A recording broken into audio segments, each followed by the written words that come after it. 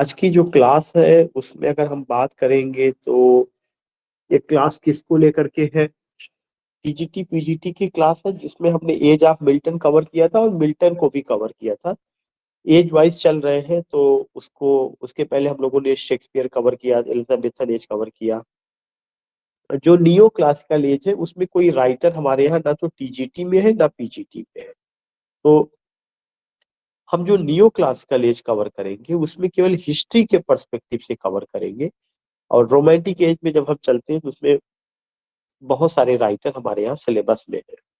तो neo classical as को तीन हिस्सों में हमने बांटा। हमने का मतलब कि जो इंग्लिश लिटरेचर से रिलेटेड स्कॉलर्स है उन्होंने बांटा है, जिसमें एक एज आता है रेस्टोरेशन एज जो 1660 से 1688 यहाँ दे रहा है, लेकिन एग्जैक्टली 1660 से लेकर 1700 तक है। 88 यहाँ पे इसलिए रखा गया है कि अ, उस समय एक ब्लडलेस रिवॉल्यूशन हुआ था, उस डेट को लेकर के 1688 रखा गया है। लेकिन एक्चुअली रेस्टोरेशन एज 1660 से 1700 तक है। फिर उसके बाद अगस्टन एज 1700 से 1745। फिर आपका एज ऑफ सेंसिबिलिटी 1745 से 1798। इस हिसाब से चलता है। तो इससे रिलेटेड कुछ क्वेश्चंस हैं जो हर एग्जामिनेशन में पूछे जाते हैं, चाहे टीजीटी हो पीजीटी हो, तमाम जगहों पे पूछे जाते हैं। उसमें से एक क्वेश्चन है कि द रेस्टोरेशन एज जो इसमें इंग्लिश मोनार्की है to place in which year. 1660 में रेस्टोरेशन एज का इंग्लिश मोनार्की होता क्यों? चार्ल्स सेकेंड को फ्रांस से इंग्लैंड बुलाया जाता है और उनको दोबारा इंग्लैंड की सत्ता सौंपी जाती है। तो जब दोबारा राज सत्ता राजा के हाथ में आती है तो उसी को रेस्टोरेशन एज कहा गया। री माने पुनः, स्टोर माने बैठना या बैठाना। राजा दोबारा इंग्लैंड की गद्दी पे बैठे, this is why the age is known as restoration age. ये घटना कब की? 1660 की है। विच मोनार्क वाज रीस्टोर, कौन से राजा को गद्दी पर बैठाया गया? द इंग्लिश थ्रोन, 1660 में कौन से राजा को गद्दी पर बैठाया गया? चार्ल्स सेकेंड को बैठाया गया था। क्वेश्चन नंबर 3 है, चार्ल्स सेकेंड कहाँ चले गए थे? चार्ल्स सेकेंड फ्रांस चले गए थे। क्यों? क्योंकि उनके भाई चार्ल्स फर्स्ट की हत्या 1649 में कर दी गई थी। तो उसके बाद अब कॉमनवेल्थ पीरियड आ जाता है, फिर वो वहां चले जाते हैं, उनको फ्रांस से 1660 में बुलाया जाता है और इस तरह की चीजें होती है। नेक्स्ट क्वेश्चन है, the theatres in England were reopen after being closed by the Puritan in which year. जब थिएटर को 1642 में क्लोज कर दिया गया था तो कब रीओपन हुआ था? 1660 में रीओपन हुआ था। विच सिग्निफिकेंट थिएट्रिकल चेंज आकर ड्यूरिंग द रेस्टोरेशन पीरियड। कह रहे हैं कि कौन सा सिग्निफिकेंट चेंज होता है रेस्टोरेशन पीरियड में, कौन सा बड़ा बदलाव थिएटर में रेस्टोरेशन पीरियड में आता है। Introduction of blank verse, blank verse का introduction. First appearance of actress on stage, yes बहुत इंपॉर्टेंट क्वेश्चन है। पहली बार फीमेल कैरेक्टर स्टेज पर नजर आई है। इसके पहले फीमेल कैरेक्टर नहीं नजर आती थी। फीमेल कैरेक्टर कहाँ पर होती थी? फीमेल कैरेक्टर का रोल भी मेल कैरेक्टर प्ले करता था। तो पहली बार जो है स्टेज पर फीमेल कैरेक्टर नजर आती है। ये बड़ा बदलाव। थिएटर को कब बैन किया गया था? 1642 में। थिएटर को कब ओपन किया गया? 1660 में, रेस्टोरेशन एज में। जब दोबारा मोनार्की आई, जब दोबारा राज सत्ता राजा के हाथ में आई। राजा कौन थे? चार्ल्स सेकंड थे। वो कहाँ चले गए थे? फ्रांस चले गए थे, उनकी वहां से वापसी होती है, इस तरह की चीजें रही। जॉन ड्राइडन का एक प्ले है all for love, is primarily based on which Shakespeare play, यह शेक्सपियर के किस प्ले पर आधारित है? All for love heroic tragedy का एग्जाम्पल है। इसका सब टाइटल है द वर्ल्ड विल लास्ट। एक ऐसा हीरोइक ट्रेजिडी है जो ब्लैंक वर्ड्स में लिखा गया है, बाकी सारे हीरोइक ट्रेजिडी हीरोइक कपलेट में लिखे गए हैं। और ये शेक्सपियर की एंटनी और क्लियोपैट्रा पर आधारित है। किस पर आधारित है? एंटनी और क्लियोपैट्रा। तो अगर क्वेश्चन ये आता है कि ऑल फॉर लव किसका प्ले है? जॉन ड्राइडन का। ऑल फॉर लव का सब टाइटल क्या है? The world will last. इसमें किसको लेकर के बात की गई है? शेक्सपियर का प्ले है जिसमें एंटनी और क्लियोपैट्रा के प्ले पर ये आधारित, उसी का एडेप्टेशन है। क्वेश्चन नंबर 6 है, who is known as the father of English criticism. कई बार पूछा जा चुका है और ये टाइटल भी डॉक्टर सैमुअल जॉनसन ने दिया है। किसको दिया है? John Dryden. Father of English criticism किसको कहा जाता है? जॉन ड्राइडेन को कहा जाता है। और रेस्टोरेशन एज को भी हम एज ऑफ जॉन ड्राइडेन कहते हैं, क्योंकि ड्राइडेन उस एज के लीडिंग पोएट रहे। John Dryden. तो अगर एक क्वेश्चन आता है कि फादर ऑफ इंग्लिश क्रिटिसिज्म का क्रेडिट किसको दिया जाता है, जॉन ड्राइडेन को दिया जाता है। नेक्स्ट क्वेश्चन है, John Dryden's essay of dramatic poesy is written in form of. John Dryden का जो क्रिटिकल एसे है, एसे ऑफ ड्रामेटिक पोएजी, ये कैसे लिखा गया है? लेटर फॉर्म में, डायलॉग फॉर्म में, अमॉन्ग हीरोइक पोयम में, पॉलिटिकल पैम्फलेट? डायलॉग फॉर्म में लिखा गया है। चार लोगों के बीच एक डायलॉग चलता है। तो John Dryden, essay of dramatic पोएजी किसका वर्क है? जॉन ड्राइडेन का वर्क है। एसे ऑफ ड्रामेटिक पोएजी जो जॉन ड्राइडेन का वर्क है, कैसे लिखा गया है? डायलॉग फॉर्म में लिखा गया। क्वेश्चन नंबर 8 है, which of the following is a notable restoration comedy? इनमें से कौन सा एक नोटेबल रेस्टोरेशन कॉमेडी है? नोटेबल रेस्टोरेशन, जो रेस्टोरेशन एज है उसी एज में रेस्टोरेशन कॉमेडी भी आया है, उसी एज में रेस्टोरेशन ट्रेजिडी भी आया है। रेस्टोरेशन ट्रेजिडी को हीरोइक ट्रेजिडी कहा जाता है। उसके बड़े राइटर कौन है? जॉन ड्राइडेन है, जिनका आल फॉर लव अभी हम लोग बात कर रहे थे। जो रेस्टोरेशन कॉमेडी है उसमें middle class, upper middle class के बैनर को लेकर के बात की गई है। और नोटेबल रेस्टोरेशन कॉमेडी कौन है? The way of the world. The way of the world is a well known example of restoration comedy. इसने लिखा हुआ था कंट्री वाइफ नाम का कॉमेडी? विलियम वाई करली ने। ये कई बार पूछा जा चुका है, किसने लिखा हुआ था? क्या चीज किसने लिखा हुआ था? किसने लिखा हुआ था आपका इस चीज को? किस चीज को? The country wife. William Wycherley ने कंट्री वाइफ लिखा हुआ। Which work by John Dryden is a political allegory supporting Charles second? इसमें से कौन सा वर्क जो है आपका पॉलिटिकल एलिगरी है, जिसमें चार्ल्स सेकंड को जो सपोर्ट करता है? चार्ल्स सेकंड कौन से थे? वही राजा जो चले गए थे फ्रांस 1660 में। वो फ्रांस से वापस आते हैं। तो क्वेश्चन यही पूछ रहा है, कौन सा वर्क ऐसा है जो लिखा गया है जिसमें चार्ल्स सेकंड को सपोर्ट किया गया? उस वर्क का नाम है Absalom and Achitophel. Absalom and Achitophel. Next है मैक फेक्नो। एक वर्क है by Dryden is a satire against. Mac Flecknoe जो वर्क है, यह ड्राइडेन का वर्क है जो एक सटायर है, किसके अगेंस्ट में? ये सब पूछा जा चुका है। मैक फेक्ना इज अ सैटिरिकल वर्क जो थॉमस शैडवेल के अगेंस्ट में लिखा गया है। जो कंटेम्प्रेरी राइटर्स थे, जो है किसके कंटेम्प्रेरी राइटर? जॉन ड्राइडेन के। और दोनों लोगों में अंडरस्टैंडिंग नहीं थी, तो एक सैटिरिकल वर्क उन्होंने लिखा जो है। तो ये सब चीजें आपको ध्यान में रखना है क्या क्या। नेक्स्ट क्वेश्चन है, the term restoration comedy is also known. Restoration comedy को दूसरा किस नाम से जाना जाता है? कॉमेडी ऑफ मैनर के नाम से जाना जाता है। रेस्टोरेशन कॉमेडी को हम कॉमेडी ऑफ मैनर के भी नाम से जानते हैं। क्वेश्चन नंबर 13 है, शिप्रा सैयदा जी, सबको समझ में आ रहा है? फिर कह रहे हैं, विच of the following is not a feature of restoration comedy? इनमें से कौन सा ऐसा प्ले है या कौन सी कैरेक्टरिस्टिक्स ऐसा है जो रेस्टोरेशन कॉमेडी का फीचर नहीं है? विटी डायलॉग ये फीचर है। जो भी डायलॉग रेस्टोरेशन कॉमेडी में रहा वो विटी रहा। मॉरल इंस्ट्रक्शन पर इम्फेसिस फीचर रहा है। सॉरी, फीचर नहीं रहा, मॉरल इंस्ट्रक्शन पर फीचर नहीं रहा है।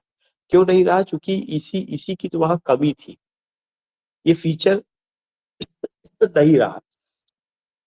Emphasis on moral. Intrigue and fidelity ये फीचर रहा है। सटायर और सोशल प्रेटेंशन ये फीचर रहा है।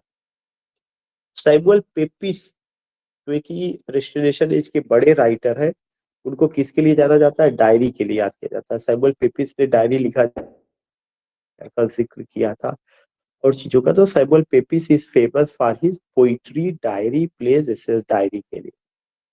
क्वेश्चन नंबर 15 है, John Bunyan's the pilgrims of progress एक बहुत इंपॉर्टेंट वर्क है जो कि रेस्टोरेशन एज का, किसने लिखा? 1678 ईस्वी में आया।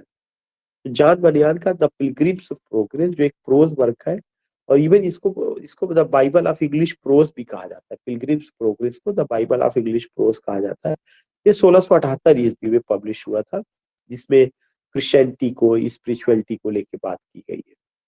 The pilgrim progress is written in the form, pilgrim progress किस फॉर्म में लिखा गया? एलिगोरिकल फॉर्म में लिखा गया, या एक एलिगरी का एग्जाम्पल है। जॉन मिल्टन का पैराडाइज लास्ट जो है कब पब्लिश हुआ? 1667 में। इस पे बहुत बातें हो चुकी है, कई बार हम लोगों ने बताया कि 1667 में पब्लिश हुआ, तब उस समय 10 किताबों में था। बाद में जब आता है तब आपका जो है 12 किताबों में हो जाता है। ब्लैंक वर्ड्स में लिखा गया, ग्रांड स्टाइल में लिखा गया, theme to justify the ways of God to, मैंने तमाम बातें हम लोगों ने किया। Paradise lost is written, paradise lost किस पे लिखा गया? ब्लैंक वर्ड्स में लिखा गया। The sub title of paradise lost is, सब टाइटल, ये मेरे लिए भी नया पॉइंट, आपके लिए भी नया पॉइंट होगा। पैराडाइज लास्ट का सब टाइटल है अ पोयम इन 12 बुक्स, एक कविता जो 12 किताबों में है। विच political event mark the end of restoration period, वो कौन सा पॉलिटिकल इवेंट था जिसकी वजह से ये माना जाता है कि रेस्टोरेशन एज का खात्मा हो गया? वो था द ग्लोरियस रिवॉल्यूशन। ये उसी को हम क्या कहते हैं? ब्लड लेस रिवॉल्यूशन भी कहा जाता है। हिंदी में उसको रक्त विहीन क्रांति कहा जाता है। क्यों कहा जाता है रक्त विहीन क्रांति? क्योंकि जो उस समय के राजा थे उनको गद्दी पर से हटा दिया गया था बगैर खून खराबे के जो है, इसलिए उसको रक्त विहीन क्रांति भी कहा जाता है। ग्लोरियस रिवॉल्यूशन या ब्लडलेस रिवॉल्यूशन इस वजह से। और कहा जाता है ये घटना कब घटित हुई थी? 1688 में। तो कुछ लोग ये कहते हैं कि ब्लडलेस रिवॉल्यूशन या ग्लोरियस रिवॉल्यूशन 1688 में हुआ था, राजा को बगैर खून खराबे के हटा दिया गया था, इसलिए कुछ लोग ये कहते हैं कि इस एज को, यही एज रेस्टोरेशन, यही डेट रेस्टोरेशन के कंप्लीशन का डेट था। मैंने आपको बताया था कि एक और एज है नियो क्लासिकल में ही, एक और एज है जिसे हम आगस्टन एज के नाम से जानते हैं, जो यहाँ पे 1688 से 1744 दे रहा है, लेकिन रियली में आगस्टन एज 1745 रहा है। जब भी आप निशान लगाएंगे कब? 1700 से 1745। 1688 क्यों दिया जा रहा है? ग्लोरियस रिवोल्यूशन की वजह से दिया जा रहा है। और अगस्टन एज को हम लोग एज ऑफ पोप भी कहते हैं। क्यों? क्योंकि उस एज के जो लीडिंग पोएट थे वो अलेक्जेंडर पोप रहे। Augustan age in English literature is named after, Augustan age का नाम इंग्लिश लिटरेचर में किसके नाम पर पड़ा? किंग अगस्टस के नाम पर पड़ा था। अगस्टस सीजर, पूरा नाम क्या था? अगस्टस सीजर के नाम। जो रोमन किंग थे, वहां पे जो क्लासिकल लिटरेरी प्रिंसिपल्स था उसको इंग्लिश लिटरेचर में 18वीं शताब्दी में अलेक्जेंडर पोप ने अडॉप्ट किया विद सम मॉडिफिकेशन, इसलिए उसको हम आगस्टन एज या नियो क्लासिकल एज भी कहते हैं। और अलेक्जेंडर पोप के नाम पर एज ऑफ अलेक्जेंडर पोप भी कहा जाता है। Which of the following is a defining feature of Augustan literature, Augustan literature का कौन सा एक ऐसा फीचर है जो डिफाइनिंग फीचर है? डिफाइनिंग फीचर का मतलब क्या होता है कि वो बेसिक फीचर है। उसमें यूज ऑफ हीरोइक कपलेट और satire, use of heroic couplet और सटायर आगस्टन एज का एक बेसिक फीचर रहा। Use of heroic couplet and satire,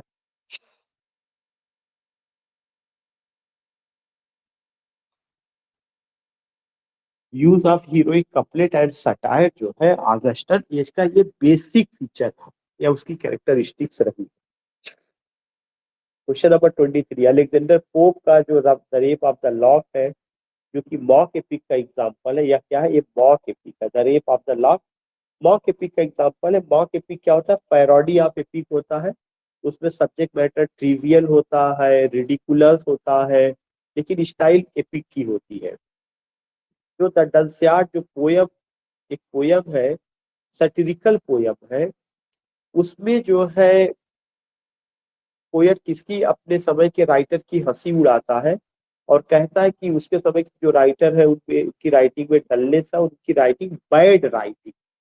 तो जो डंसियार्ड है पोप के द्वारा जो है वो एक सटिरिकल पोयम है जिसमें आप देखेंगे डलनेस और बैड राइटिंग को लेकर के बात की गई।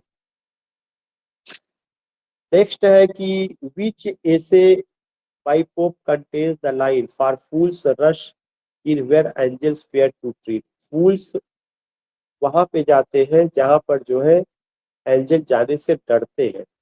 किस ऐसे में उन्होंने ये बात कही हुई है? An essay on criticism, an essay criticism एक पोयम है जो हीरोइक कपलेट में लिखा गया, एक बड़ा फेमस लाइन है, for fools rush in where angels fear to tread, जहाँ पे एंजल जाने से डरते हैं वहां मूर्ख लोग जाते हैं, ये बात उन्होंने लिखा हुआ है। एंड ऐसे मैन जो लिखा गया पोप के द्वारा, किस पे लिखा गया, हीरोइक कपलेट पे लिखा गया। पोप के कुछ फेमस वर्क है, an essay on man, essay on criticism, Dunciad, rape of the lock, उसका ट्रांसलेशन भी रहा है। जोनाथन स्विफ्ट एक बड़े राइटर है, उनका वर्क का नाम है गुलिवर ट्रेवल, जो प्रोज वर्क है। ये क्या है, political and social satire. Jonathan Swift Alexander pope के समय के बड़े प्रोज राइटर है, उनका जो प्रोज राइटिंग है वो आपका क्या है, वो आपका जो है गुलिवर्स ट्रेवल है। और ये जो गुलिवर्स ट्रेवल है उसमें क्या है, पॉलिटिकल और सोशल सटायर को लेकर के बात की गई। ये गुलिवर्स ट्रेवल्स, जो गुलिवर ट्रेवल्स है उसमें लिलीपुटियंस है। लिलीपुटियंस, लिलीपुट एक जगह है, वहां के रहने वाले लोगों को लिलीपुटियंस कहा गया है। वो किसको रिप्रेजेंट करते हैं, वो पेटी पॉलिटिकल फिगर को रिप्रेजेंट करते हैं। गुलिवर ट्रेवल का जो सेटिंग है लिलीपुट करके जगह दिखाया गया, यहाँ के रहने वाले लोग लिलीपुटियंस है, जो पेटी पॉलिटिकल फिगर को रिप्रेजेंट करते हैं। एक और राइटर है जोनाथन स्विफ्ट है, उन्होंने लिखा स्विफ्ट का मॉडेस्ट प्रोपोजल एक वर्क है, वो क्या सजेस्ट करता है, eating children to solve poverty, जो बच्चे खाना, ईटिंग चिल्ड्रन, कैसे गरीबी को जो है solve, eating children to solve poverty, poverty को कैसे जो है खत्म किया जाए उसको लेके उन्होंने बात किया। क्वेश्चन नंबर 30 है, अब मॉडेस्ट प्रपोजल, जो मॉडेस्ट प्रपोजल है जो स्विफ्ट का वर्क है उसमें क्या है, कैसा सटायर है, उसमें जो है जुविनेलियन सटायर है। कैसा सटायर है, जुविनेलियन सटायर। जोसेफ एडिशन और रिचर्ड स्टील जो है ये फेमस है उनकी इस तरह के एसेज के लिए, जो है उन्होंने दो जर्नल निकाला था, जिसमें एक है द टाइटलर, दूसरा है द स्पेक्टेटर। तो टाइटलर और स्पेक्टेटर नाम के जर्नल के लिए फेमस है, जो है उसको जब जब भी ये वर्क आएगा ये किसका है, तो जोनाथन स्विफ्ट और रिचर्ड स्टील का है। The character Sir Roger de Coverley को किसने क्रिएट किया था, एडिशन और स्टील ने। अभी हम लोगों ने उस वाली क्लास में आज यही बात की थी, एलटी वाली क्लास में। जो कैरेक्टर सर राजा डी कवर्ली है इसको क्रिएट कौन किया था, एडिशन और स्टील ने। डैनियल डिफो का जो रॉबिन्सन क्रूसो है एक कब पब्लिश हुआ था, 1719 में। रॉबिन्सन क्रूसो बड़ा फेमस वर्क है, 1719 में। रॉबिन्सन क्रूसो एक तरह का पहला नॉवेल माना जा सकता है। वो किस कैटेगरी में आएगा, epistolary novel, English novel. English novel, Robinson Crusoe को पहला इंग्लिश नॉवेल, डैनियल डिफो का जो रॉबिन्सन क्रूसो है उसको पहला इंग्लिश नॉवेल मान सकते हैं। डिफो का जो मोल फ्लैंडर है वो किसका एग्जाम्पल है, पिकरेस्क नॉवेल का एग्जाम्पल। अगला जो है द शिप्रा इज आस्किंग कि पहला इंग्लिश नॉवेल और नॉवलिस्ट कौन है, डैनियल डिफो को ही जाएगा, डैनियल डिफो का द रॉबिन्सन क्रूसो। फिर उसके बाद है the Scriblerus club included all. Scriblerus clubs एक वर्क है जिसमें किसको शामिल नहीं किया गया, सैमुअल रिचर्डसन को शामिल नहीं किया गया। जॉन गे का, जॉन गे एक राइटर रहे, उनका एक वर्क था द बेगर्स ऑपेरा। ये क्या है, बैलड ऑपेरा है, ट्रेजिडी है, बैलड ऑपेरा। बैलड ऑपेरा कई बार पूछा जा चुका है। क्वेश्चन नंबर 38 है, James Thomson pre romantic age के पोएट है, उन्होंने द सीजन नाम का पोयम लिखा था। ये क्यों इंपॉर्टेंट है, इसमें नेचर का सेलिब्रेशन किया गया, celebration of nature and natural objects का। उस समय जबकि ह्यूमन नेचर की बात होती थी, तो जेम्स थॉमसन का द सीजन बहुत इंपॉर्टेंट है। The first prime minister of great Britain, जो पहले प्राइम मिनिस्टर थे great Britain, often associated with Augustan age, वो ऑगस्टन एज से बिलोंग करते, उनका नाम क्या था, रॉबर्ट वॉलपोल। पहले प्राइम मिनिस्टर जो ग्रेट ब्रिटेन के थे वो ऑगस्टन एज से बिलोंग करते, उनका नाम क्या था, रॉबर्ट वॉलपोल। पोप का Eloisa to Abelard is written in the form of heroic epistle, epistle letter form होता है। आज की क्लास हम लोग 50 क्वेश्चन ही कवर करना है, अगर आगे भी होगा तो आगे तो है ही है, अगर इस एज में और आगे होगा तो इस एज को पूरा कवर करेंगे। जो तीसरा एज है वो एज ऑफ सेंसिबिलिटी है, जो 1744 से 1789 तक है। और मेरी अपनी नजर में 1798 तक आना चाहिए। 89 में फ्रेंच रिवॉल्यूशन हुआ था, 98 में लिरिकल बैलड आया हुआ था, तो रोमांटिक एज की शुरुआत लिरिकल बैलड के पब्लिकेशन से ही माना जाता है, इसलिए 1798। द एज ऑफ सेंसिबिलिटी को हम दूसरा किस नाम से जानते हैं? प्री रोमांटिक पीरियड के भी और एज ऑफ इनलाइटमेंट के भी नाम से जाना जाता है, age of doctor Samuel Johnson के भी नाम से जाना जाता है। Which novel by Laurence Sterne, Laurence Sterne का कौन सा नॉवेल है जो एक लैंडमार्क है एज ऑफ सेंसिबिलिटी का? ट्रिस्ट्रम शैंडी। लॉरेंस हिस्टन का वो कौन सा नॉवेल है जो एज ऑफ सेंसिबिलिटी का लैंडमार्क है? Tristram Shandy. Tristram Shandy is notable for its, Tristram Shandy किसके लिए नोटेबल है, किस वे में लिखा गया, क्यों फेमस है? Experimental form and digression, digression के लिए फेमस है। थॉमस ग्रे का जो एक पोयम है elegy written in a country churchyard, उसमें क्या दिखाया गया है? Melancholy, reflection, common humanity. 1751 ईस्वी में पब्लिश हुआ था एज ऑफ सेंसिबिलिटी में। यह एक पेस्टरल एलजी है जो गांव के विलेजर्स हैं उनकी डेथ पर जो है लिखा गया है। इसमें क्या है? मेलंकली है, रिफ्लेक्शन है, कॉमन ह्यूमैनिटी है। The graveyard school of poetry, graveyard school of poetry क्या होता है? वह स्कूल ऑफ पोइट्री जो ज्यादातर कब्रिस्तान को लेकर के, वहां हुए दफन के जो मतलब जो दफन है उनकी लाइफ को लेकर के लिखा गया। इस तरह से कुछ पोएट्स आए हुए थे, उनको ग्रेवयार्ड स्कूल ऑफ पोइट्री कहा गया। वो किसको लेकर के बात करते हैं? उनमें ज्यादातर meditation on death and mortality, नश्वरता और मौत को लेकर के बात की गई। Which poet is associated with the graveyard school, कौन सा पोएट ग्रेवयार्ड स्कूल से एसोसिएटेड था? एडवर्ड यंग, ग्रेवयार्ड स्कूल से। एडवर्ड यंग का नाइट थॉट्स, एडवर्ड यंग का एक पोयम है नाइट थॉट्स, वह किसके बारे में? डेथ के बारे में, इमॉर्टैलिटी के बारे में और मेलंकली के बारे में। ओलिवर गोल्डस्मिथ का एक पोयम है द डेजर्टेड विलेज, उसमें किसको लेकर के बात किया जाता है?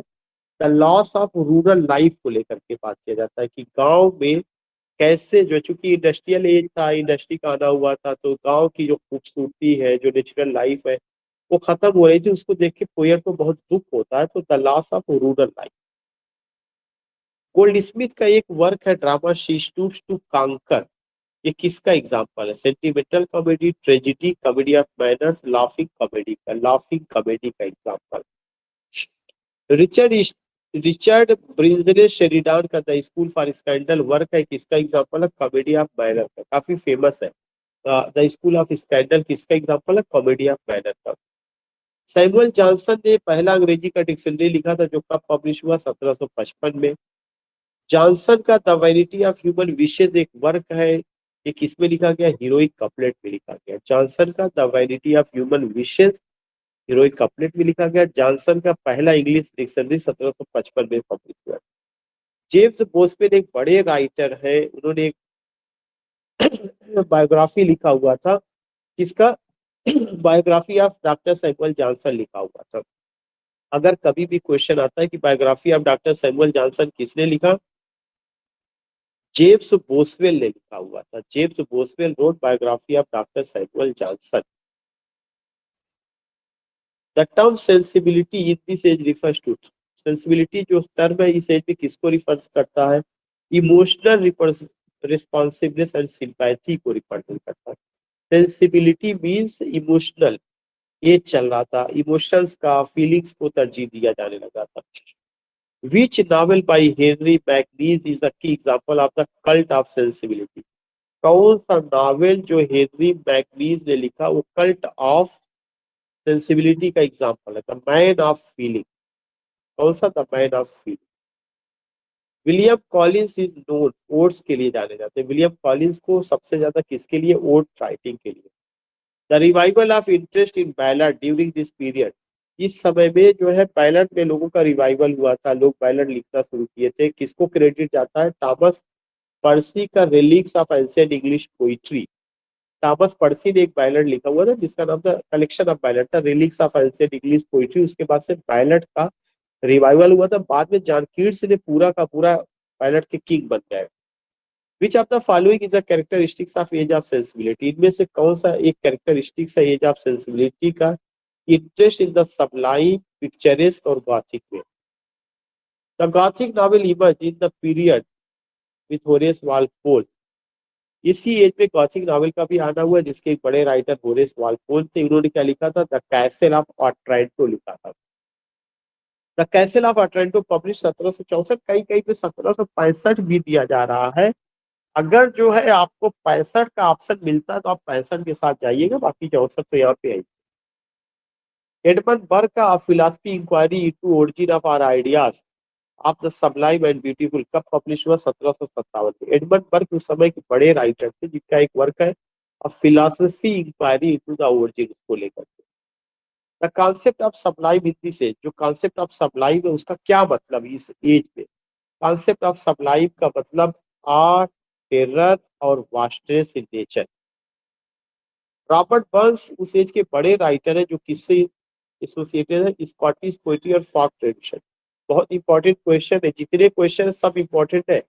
इसी समय एक बड़े राइटर आते हैं जिसका नाम रॉबर्ट बर्न है, जो स्कॉटिश पोएट्री और फोक ट्रेडिशन से एसोसिएटेड है। 64 में विलियम ब्लेक का सॉन्ग्स ऑफ इनोसेंस और songs of experience belongs to age of sensibility से बिलोंग करता है। द टर्म प्री रोमांटिसिज्म का क्या मतलब है? प्री रोमांटिक का मतलब कि रोमांटिक एज से पहले जो राइटर, जैसे थॉमस ग्रे का elegy written in a country churchyard, the seasons, James Thomson का, ओलिवर गोल्डस्मिथ का डिजर्टेड विलेज, उसको उन्होंने बात किया है। Early signs of romantic ideas in the 18th century. Pre romantic का मतलब, रोमांटिक एज तो आपका 19th सेंचुरी में आया था, लेकिन उसके सिम्टम्स 18वीं शताब्दी में नजर आ रहे थे। उसी को क्या कहा गया? Early signs of romantic. Which period is known for the rise of English novel? कौन से पीरियड को हम राइज ऑफ इंग्लिश नॉवेल को याद करते हैं? Restoration, Augustan, age of sensibility, all of the above. Who is the author of Clarissa? Samuel Richardson is the author of Clarissa. Henry Fielding का जो टॉम जोन्स है कब पब्लिश हुआ था? 1749 में। बस हम यही तक रखेंगे, कल के लिए हम और उसको रखेंगे। तो आज हमने आपको 3 एज कवर कराया है। कुछ मिसलेनियस क्वेश्चंस है, या तो मैं कवर करा दूंगा, कल के लिए देख जाएगी, कोई मतलब नहीं। टॉम जोन इज सब टाइटल, टॉम जोन एक नॉवेल है, उसका सब टाइटल क्या है? Of founding. 70 है the battle of the book and the modern बनाम एंशियंट डिबेट ऑकरिंग ड्यूरिंग। ये किस समय ये डिबेट होता? ऑगस्टन एज में। 2 किताबें हैं, बैटल ऑफ द बुक्स और द मॉडर्न एंड एंशियंट्स, इसका डिबेट ऑगस्टन एज में।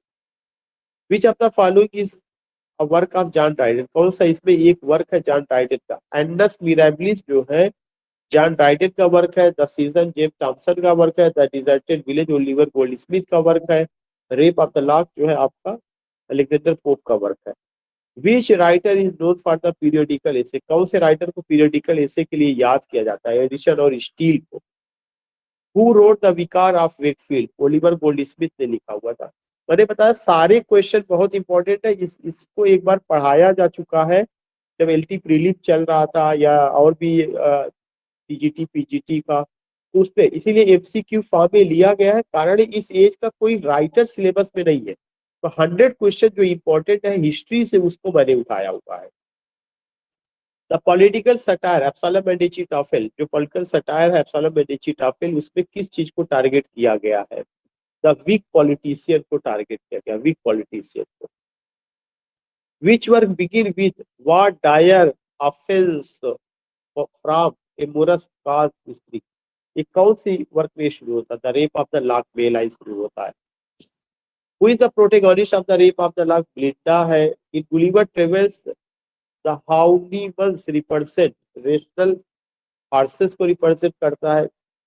78 है। Which of the following is work by Aphra Behn, the first professional woman writer? Aphra Behn पहली प्रोफेशनल वुमन राइटर रही है। उनका वो कौन सा वर्क है जो रिप्रेजेंट करता है? उसमें से आपका कौन सा वर्क है? एक both A and B, Oroonoko और the river, both A and B. The great of fire of London जो 1666 में घटित हुआ था, ड्राइडन ने इसका जिक्र किसमें किया? एंडस मिराबिलिस में। एक क्वेश्चन बहुत इंपॉर्टेंट है। पहली बात तो एंडस मिराबिलिस किसका वर्क है? ड्राइडन का वर्क है। ड्राइडन ने इसमें लंदन फायर का जिक्र किया हुआ जो 1606 में, 66 में, और लंदन फायर का जिक्र सैमुअल पेपिस ने अपनी डायरी में भी किया। 80 है। Which period is associated with the term neo classicism? कौन सा पीरियड न्यू क्लासिसिज्म से जुड़ा? Restoration and Augustan age. Yes, restoration and Augustan age. Johnson का वर्क है the lives of the poets, इसमें उन्होंने तमाम पोएट्स को लेकर के बायोग्राफी लिखा हुआ था। ये किसका पार्ट है? लिटरेरी क्रिटिसिज्म का पार्ट है। Literary criticism, biography, poetry, drama. Lives of the poets literary criticism का पार्ट है। Which poet wrote the bard and the progress of poesy? बहुत इंपॉर्टेंट, थॉमस ग्रे ने लिखा था। The bard and the progress of poesy, Thomas Gray ने। The Augustan age is रफली conterminous with the reign of. Augustan age किसके समय से शुरू होता है? George first and George second के समय से, स्पेशली जॉर्ज सेकंड थे। यहाँ पे जॉर्ज फर्स्ट और ऑगस्टन एज का मतलब कि जॉर्ज सेकंड को ही लिया जाना चाहिए था, लेकिन ये कुछ चीजें जॉर्ज फर्स्ट के टाइम में भी। Which of the following is a sentimental comedy? The Kansas Lover is an example of sentimental comedy. The Kansas Lover के राइटर का क्या नाम है? Richard Steele.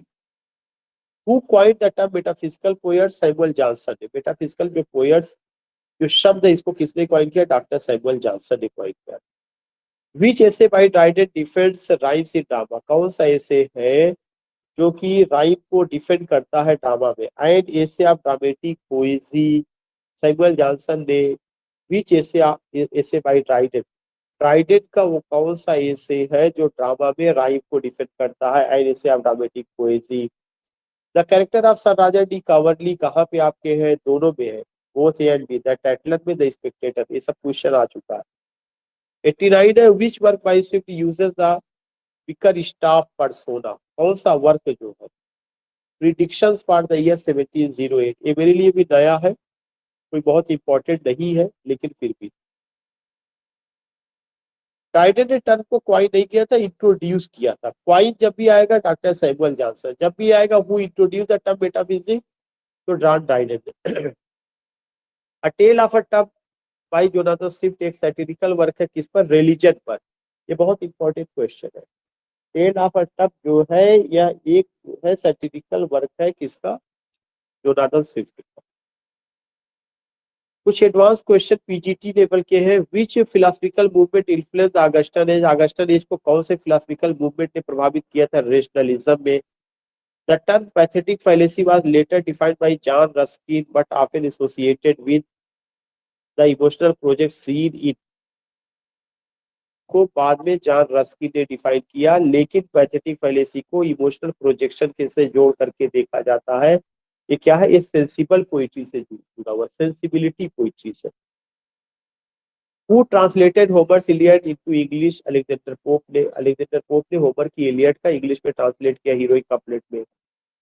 Which of the following is not by Samuel Johnson? कौन सा work Samuel Johnson का नहीं है? द स्पेक्टेटर सैमुअल जॉनसन का नहीं है। बाकी रेजिलास उनका वर्क है जो ट्रेजिडी है। द रैम्बलर उनका वर्क है जो जर्नल है। द आइडलर उनका वर्क है जो जर्नल है। रीज रेजिलास इज सब टाइटल, रेजिलास का सब टाइटल क्या है? The prince of Abyssinia. ये भी पूछा जा चुका है। 96 the cult of sensibility emphasized benevolence and sympathy.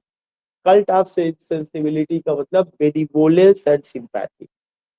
Which female novelist of the age of sensibility wrote Evelina? कौन से फीमेल नॉवलिस्ट ने एवेलिना नाम का वर्क लिखा था? फ्रांसेस बर्नी ने। फ्रांसेस बर्नी ने बहुत इंपॉर्टेंट है, यूजीसी नेट पे आ चुका है। अब indication of the rights of woman एक वर्क है जो किसने लिखा? मेरी wollstonecraft ने, बहुत फेमस है, सब जगह पूछा जा चुका है। Which poet is considered a bridge between the age of sensibility and age of romanticism? कौन सा पोएट एज ऑफ सेंसिबिलिटी और एज ऑफ रोमांटिसिज्म को जोड़ने का काम करता है? टॉमस ग्रे सही है, विलियम ब्लेक सही है, रॉबर्ट बर्न्स सही, ऑल ऑफ देम। ये तीनों जो है रोमांटिक एज और एज ऑफ सेंसिबिलिटी को जोड़ने का काम करते हैं। द ग्लोरियस रिवॉल्यूशन जो हुआ था वो किसके शासन में हुआ था? विलियम और मेरी, नहीं, ग्लोरियस और रिवॉल्यूशन जब हुआ था तो उसके बाद कौन शासक, किसके हाथ में सत्ता आई थी?